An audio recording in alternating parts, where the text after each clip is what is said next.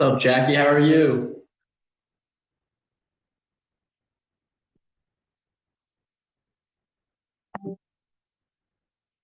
Mute. Hello. How are you? Hi, I'm sorry I'm driving, but I don't want to miss it. No, you're good. You're good. Don't worry. This will be recorded too. So I'll make sure after the Zoom's up, I'll post it in the Deal Connectors group. Yeah, I should link everyone on. So I'm hoping that they well. Mm-hmm. What's up, Elizabeth? What's up, David? How are y'all? Steven, how are you? Doing great. Thank you for asking. Absolutely. Doing good. Just my kids just got back from school and they're going crazy, so I'm gonna be on mute and off camera. No, no worries, no worries. Hi, Elizabeth. Hey, Jackie. How are you? I'm glad. Yeah, don't miss it. I'm here too. I'm driving. Hey, glad to be here too.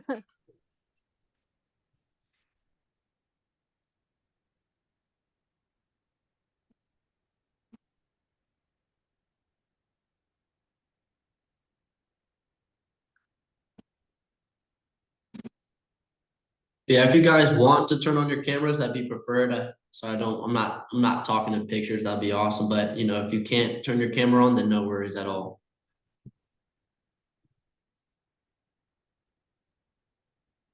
The picture is much prettier.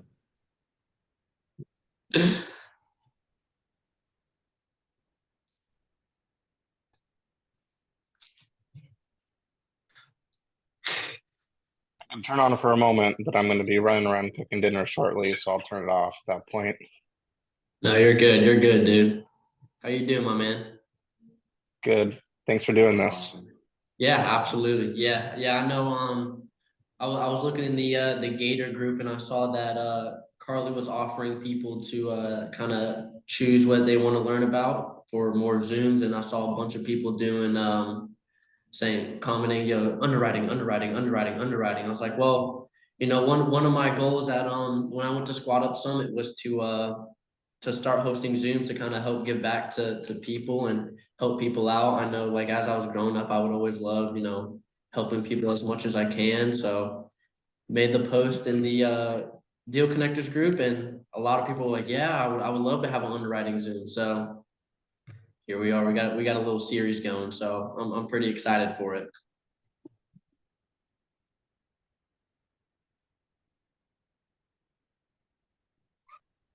Thank you so much for doing this because I've been learning about foreclosures, but I need to learn about underwriting. And I Yeah, went absolutely. through the course, Yeah, and yeah, of course. I need to learn now.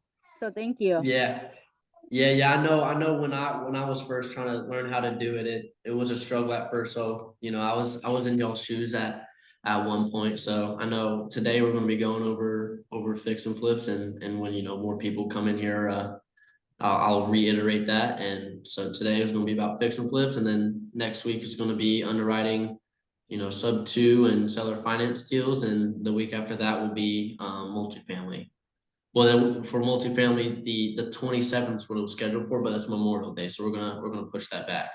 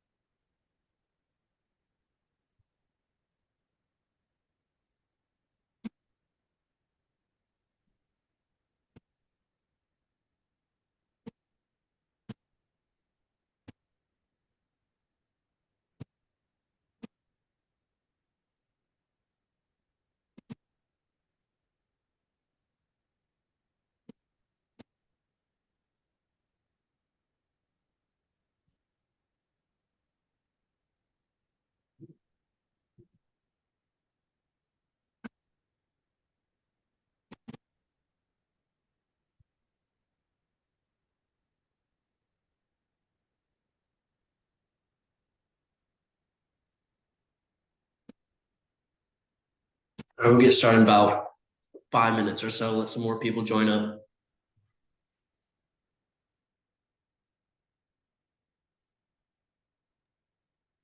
But while we wait, feel free to unmute and kind of introduce yourself, and we'll kind of have a little conversation. And whenever we get ready to start, we'll go ahead and start cracking at it.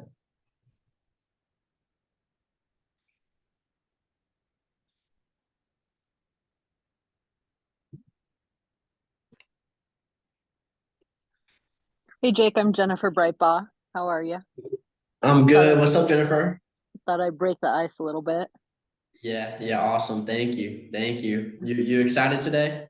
Yeah. I like to learn new techniques and understand how everybody else is doing the underwriting. You always pick up something new. So it's Yeah, awesome. awesome. Yeah, I'm super excited. I know I was just saying it earlier.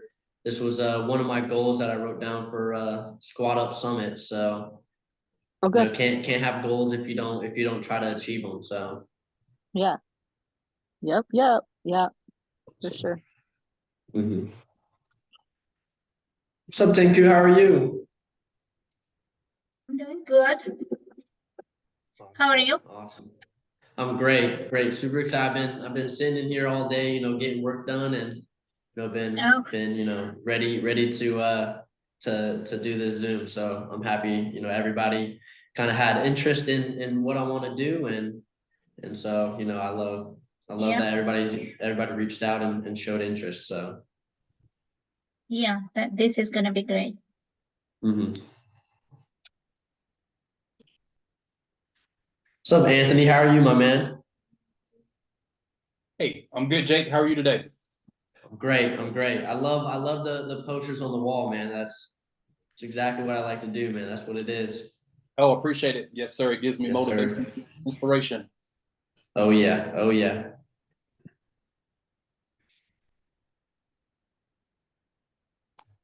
Hey Jake, how you doing? What's up, my man? How are you?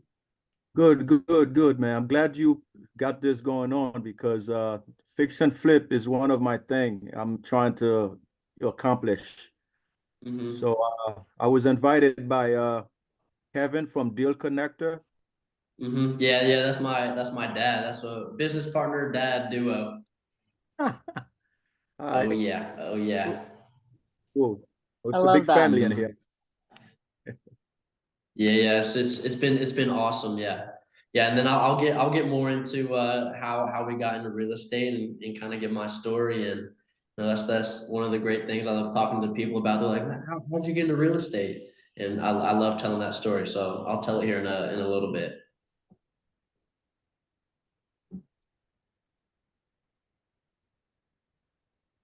All right. I'm just here to learn, man. Thank you so much. Absolutely.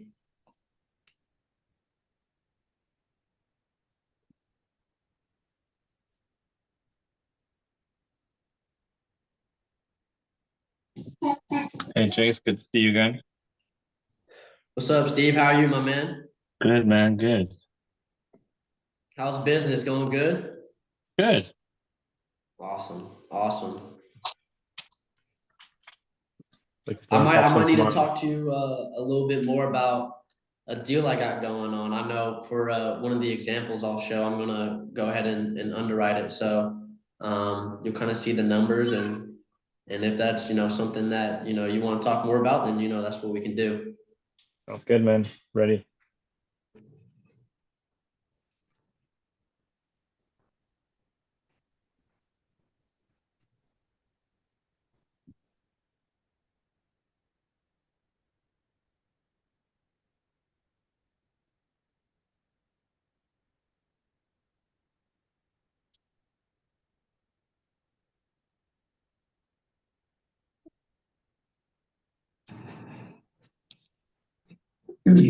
We'll get started in about a minute or two.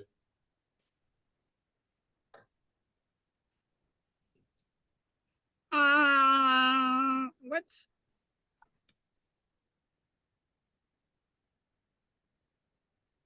okay? Go ahead.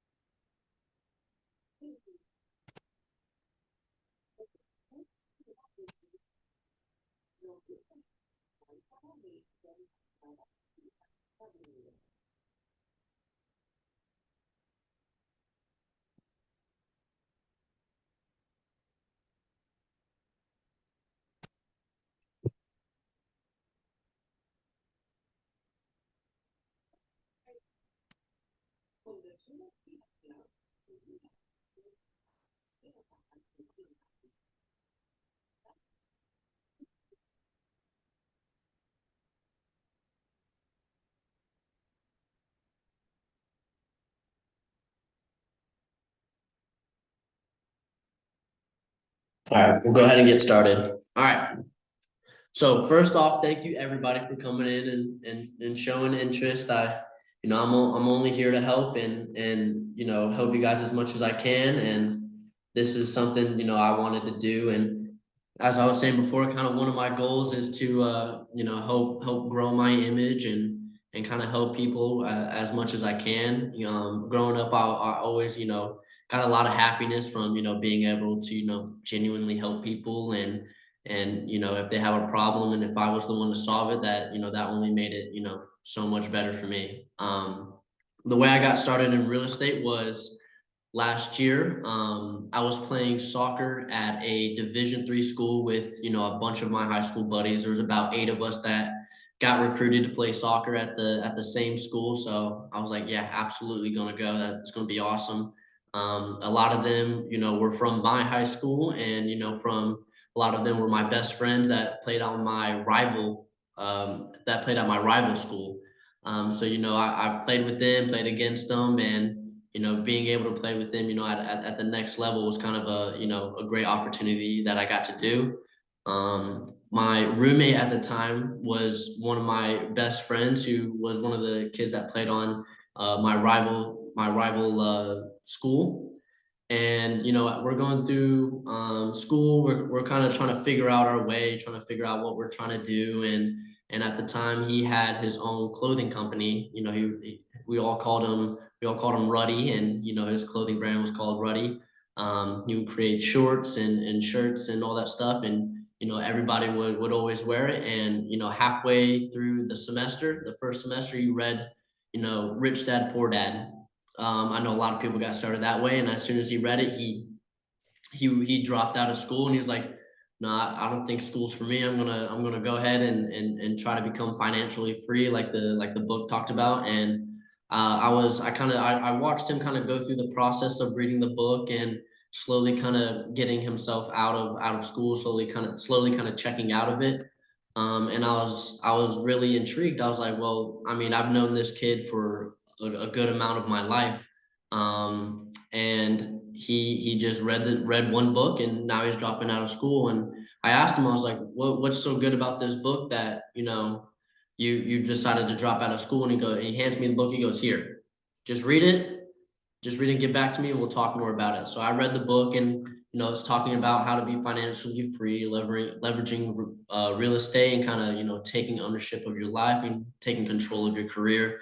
And I knew that growing up, I never really wanted to work in a corporate structure where I would sitting in a cubicle all day. Kind of, I felt as though that was one of my biggest fears at the time, because I was like, there has to be more to life than just sitting in a cubicle, just typing on a computer all day, working for somebody else. And that kind of scared me, because especially when I read the book, it was talking about the rat race. And I was like, wow, like a lot of people, in this country are stuck in the rat race, and, they really don't know what they're trying to do in life, or they're not really sure how to go from there, other than, just to keep grinding, put their head down, and just continue try to climb up the corporate ladder. And I directly related that with my dad. My dad is he's a chemical engineering consultant. So during COVID, he came back home, working from home. And after I read the book, I too was slowly checking out of school, because I realized, like, I really kind of wanted to get in real estate, kind of really wanted to work for myself and become financially free. And I felt this way because growing up with my parents, it was always as soon as we would go shopping, or or wherever we'd go, I'd touch something and my mom would go, Jake, don't touch that. We can't afford it. If you break it, we have to buy it. We can't, risk that. And so it was a very, very, budgeted lifestyle. And, as they, got married and were raising me when I was young, they were living paycheck to paycheck. And, I came home from college one night and, my dad's sitting upstairs in our bonus room where he has his little office set up, and sitting there at 11:30 at night. So just grinding away at proposals and still working. I'm like, dude, what are you doing, man? He's like, what do you mean? This is life. You go to college, get a degree, you get a job, you work it for, 30, 40 years, and then you retire. And I was like, no, man, this is not what I want to do. Like, I want to be able to take control of my future and go and excel and be successful by my own means. And at the time we didn't really have a game plan set up, and I gave him the book and I said the same thing as my roommate. I said, here, just read it, let me know what you think, and we'll talk more about it. And he read the book, listened to it on Audible, and texted me one day, and he was like, dude, you're right. And I know in Rich Dad Poor Dad, one of the parts in the book, it talks about, people stuck in the rat race. They think as they're climbing the corporate ladder that, they get paid more and, they have less work. But for my dad, as he was, had more and more people being put under him, and he was being more and more of a boss, it only increased his workload. And that's why he would be up till midnight every night, just working, waking up at 6 a.m., doing the same thing over and over and over again, and completely flipped the switch in his head. And I would spend a week at home, and I would come downstairs in the morning, and this dude standing 6 feet in front of the TV, and he's just arms crossed, and we're watching, how to get started in real estate. We were like, well, let's at least give it a try. We were at the point, my parents were at the point where they could kind of afford to kind of get into real estate slowly. And we would take a huge deep dive into the YouTube, and we stumbled across Pace, and we really loved how he went ahead and gave us so much information and really broke it down, and was really understandable. And we looked into his mentorships, and we were going to join sub 2 at first, and we realized, well, that's kind of a hefty price tag to start out. So what we decided to do is we joined the Gator program. And right from the start, I would sit in my room and watch all the Gator training videos, and I was like, this, and I knew from the jump that this is something that I would be able to use and create generational wealth, and be able to take care of my family and my future family, and take care of my parents and my siblings. And so from there, we wanted to get into the transactional lending space, but EMD kind of gets taken up super quickly. So we decided to kind of transition to the connector role. We've done about 12 connector deals now, and we have some more on the way. One of the deals I'm going over today is one of the deals that we're working on right now, and that one's looking pretty good. We have another one that's a huge 30-unit townhouse new development in Nashville, and that'll be our biggest project that we've completed if it goes through, which is looking pretty good at the moment. And now we're looking into the St. Louis, Missouri area for buy and holds. We just got our first contract accepted the Sunday before Squad Up Summit. We were sitting at dinner, and I came home so that me and my dad could, leave bright and early the next day to jump on the plane to go to Florida. And we're eating, and he checks his phone, he gets an email, and it's, our contract's been accepted. Our contract's been accepted. So we're super excited. And what we kind of decided to do is, while we're at Squad Up Summit, we joined Owners Club.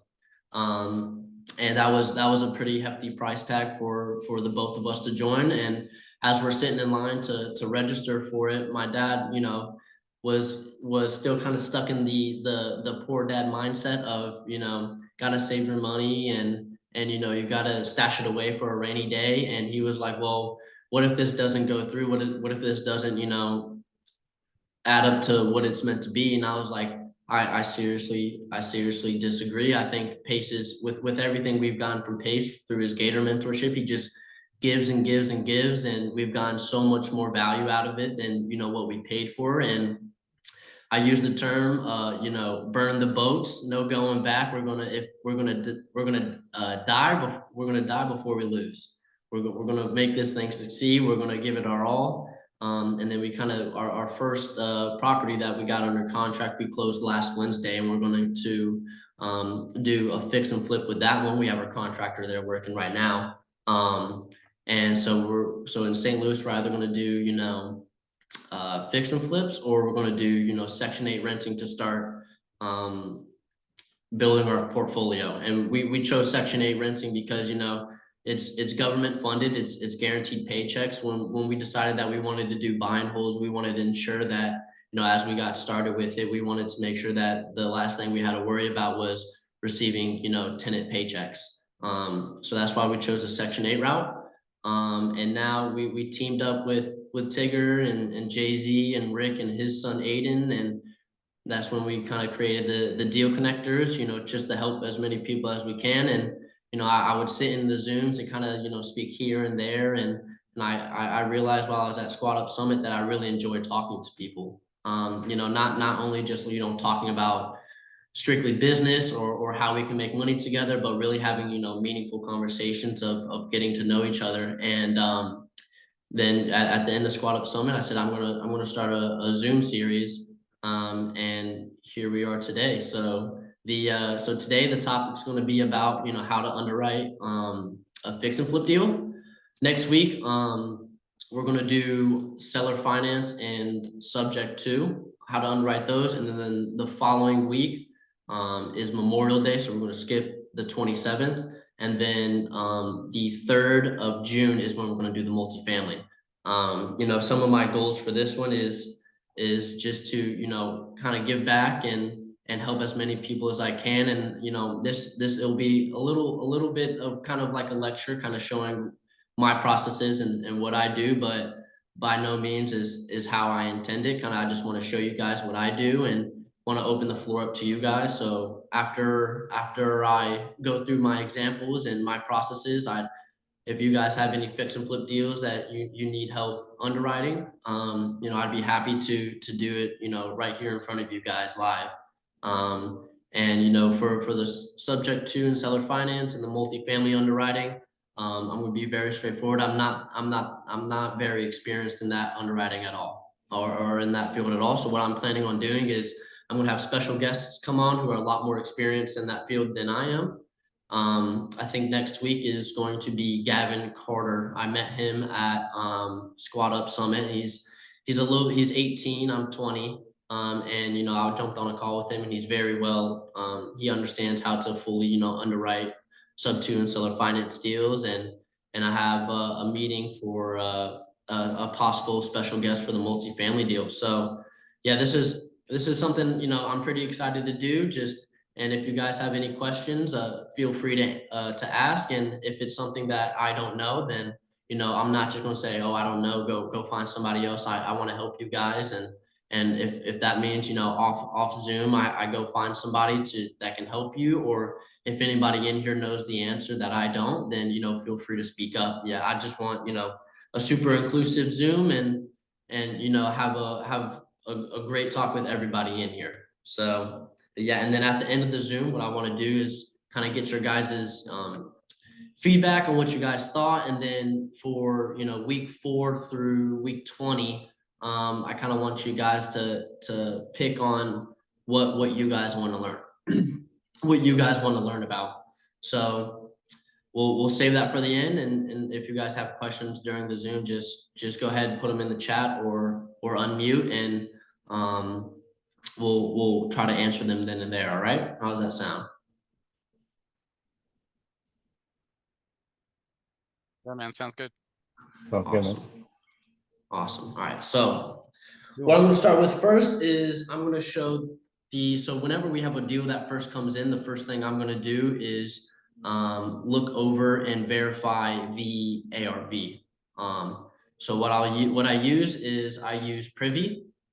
And whenever I get to, showing deals, I'll show that as well. And then the good thing about my dad being a chemical engineer is, he's very good with spreadsheets. So he built this really great deal scratch pad, we call it, to kind of throw in all the numbers, and it'll calculate everything out for us and kind of give us profit margins. And I'll go over that a little bit more. So let's do this. Let's go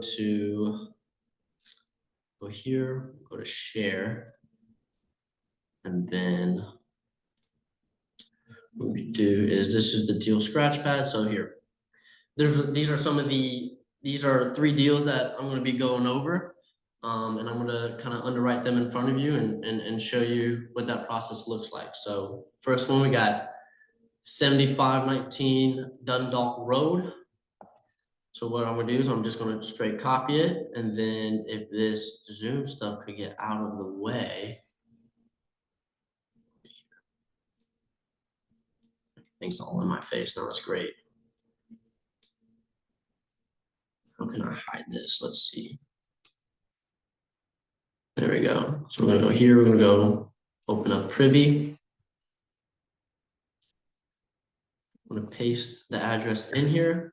So first, what we wanna do is go here, and then we'll see ARV is 750,000. This is what they came to us saying, after everything, we're gonna sell it for 750,000. We'll go here, we'll scroll down, go down to comparables, and we'll kind of go to settings, do all. And then when we're checking ARV, what we want to make sure is that we use properties that fit or match the property that's going to be going under the that's going to be undergoing the fix and flip. So here we have a 4-bed, 3-bath, 1,200 square feet. It's a 2-story house. So we'll go down, we have a 4-bed, 4-bath. So we'll click on it, 800. Kind of see it looks right here. So we kind of open it up, but we'll see that this is 3, it says it's 3 stories, does not look like 3 stories at all. But that would be, it would not be able to be used because it has an extra story, which obviously, gives it more value. We'll keep going down, another 4-bed, 4-bed, 3-bath. Same thing, but this one has around the same square footage, a little bit less, so we still can use it. But we want to make sure when we're looking at ARVs that we're not looking over anything over major roads. So this one's all the way over here, which could be a completely different neighborhood. I know the house that my parents have, if you go across the street, the neighborhood over there, is properties that look the exact same, but the values of them are just so much more. So with that being said, it's a lot higher end neighborhood, it's a lot bigger neighborhood. So we have to make sure that, across any major roadways that we aren't, we're not, overestimating the ARV. We got one right here on the same street, 1,000 square foot, it's 1,000 square feet bigger. So I wouldn't really use this one. We can go around kind of still in the same area. 683, that doesn't really work as well. This one right here. So we have, very close to the square footage, too many beds. So we'll just keep looking. This is the whole thing. We want to make sure we dissect every property that we have and make sure that, the numbers that we're looking for are, viable and very, very accurate. So this one right here. So one less bed, 780, around the same square footage. This one right here is 2 stories as well. So this is an accurate comp, and it shows that the ARV of 750 is, achievable. So once we do that, once we verify that the ARV is actually a real number that we can do, we'll take it over to our spreadsheet and we'll start typing in the numbers. So what we have here is purchase price is 443,814, 150 for rehab. And so we'll just go ahead and put it in here. So 443, 814,000, 150 in reno. That's 15,000. So. And then we have ARV is 750,000. And then the term length is 2 months. So we'll put in 2 months. And then they needed 17,000 with a 18.5 return. So what we'll do is in second position. So we'll do the 17,000.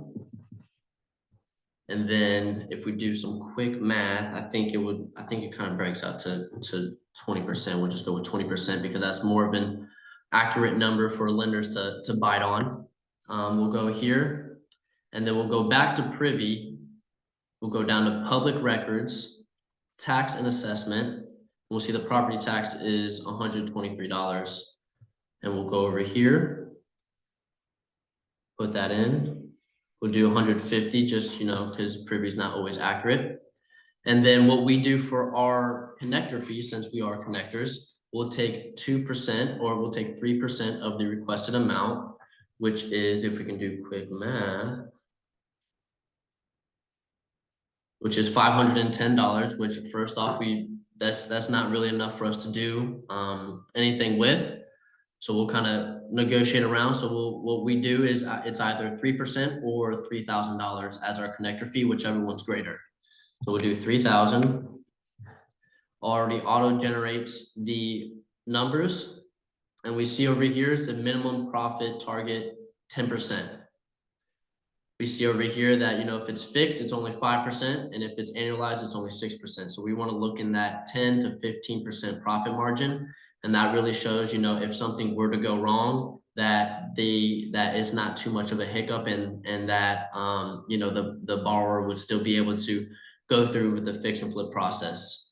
We have the numbers calculated out here. They're making a little under 40,000, which is something, if something major happens, if they come across and, there's foundational issues or there's a flood in the house and they need to, replace the flooring or anything like that, or need to gut something. So any major damages or something that they missed over, would suck all that money out. So this is where we would kind of look at it and say, well, these profit margins aren't large enough, so we'll pass on it. And another thing to look at is, they need funding for 2 months and with 150,000 for renovations. So this is kind of a conversation where we'd have of, what's your game plan of completing the rehabs on time? Because like Pace says, it's about $1,000 a day for rehab. So 2 months would be something that's way too short. So this is a deal that we would say it's no good. We'd pass on this one. We'd reach out to them and say, hey, unfortunately, we're not the correct lender on this one, and keep us in mind for the next one. We want to make sure that whenever we say no to somebody, it's not a no forever. It's just a not right now and not for this one. We'll go on to the next one. And this one, ARV, we'll always check ARV first, 750,000. Go back to privy. Put that in here. We have a 5-bed, 2-bath, 2-story. We'll go down to comparables. Settings all save. And then we can just look here and there's no properties whatsoever that has that 750. And so we see the most is 600. Keep going down. Yeah, 600 is the largest sold property that we see. And we'll just for fun, what we'll do is we'll go ahead and plug it into the calculator. So 450, 100,000 for 6 months.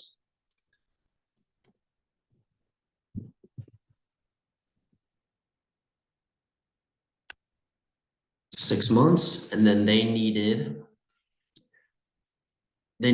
100,000 in second position at a 20% flat fee. That is what they offered. And whenever a lender comes in or a borrower comes in and offers a rate, that is not the set in stone rate. It's not a take it or leave it rate for the lender. That is something that is, very negotiable. So we'll go ahead and type it in here at 20%. We'll go back and we'll see public records, tax assessment, 5,226. 5,226. And then 3% of 100,000 is $3,000. And we'll look at this and we'll see that, well, first off, 750,000 is not the accurate number. So we'll go back to Privy. If they sold at 750,000, the deal could work out even though it's at, 8% profit margin. So we'll come back, we'll go here. So 5.2 is what we're looking for. Or we can do 4.2 or 4.3, kind of see where we can kind of get some wiggle room to kind of assess where we could find where our ARV is. And we see, max 600, more like 550, got 440, 350. So we'll be nice with this one, and we'll do, let's just say 600. And we'll see that, they're negative 13% profit margins, and they're going to lose about $87,000, almost 88 grand on this deal. So this is a hard no. We're going to pass. Keep us in mind. We're not the right lender for this one. And whenever we pass on a deal, we make sure that we explain to them why. Say, hey, we just looked over your deal. We just ran the numbers, and we see that you're making a negative 13% profit margin. And we can tell this because the ARV of 750 is not accurate. It's more of, topping out at 600. So this one we're going to go ahead and pass with, give that information back to the borrower. And then this deal is the one that we're working on. This one is what we like working. This one is a good one, and I'll show you why. Put in here. So the ARV of this one is 600,000. Kind of go down comparables, and we can already see off the bat 590, 535, 585. Keep going down to see more specific numbers. And right here we see a 3-bed, 3-bath is sold for 590. And when you see kind of these arrows from 400 to 590, that's a past fix and flip that was sold. So that kind of shows us that fix and flips are in this market. We see one here, 689. That's a 4-bed, 2-bath. So we say, okay, so the 600. So we'll kind of say, hey, 600 is a little bit of a conservative number, and we'll say let's do 620. Go here. Purchase price is 370, and they need 70,000 for rehab. So we got 3 for 6 months, and then this one is in first position. So we'll close out of that, and they need 475,000. And what we talked with the lender is we want to do annualized payments. So we're starting at 12% annualized, which obviously we'll have to do more. We can put in a number like 15%, just kind of play with the numbers, see what we're looking at. So at 12%, we can see that, they're making 17% of a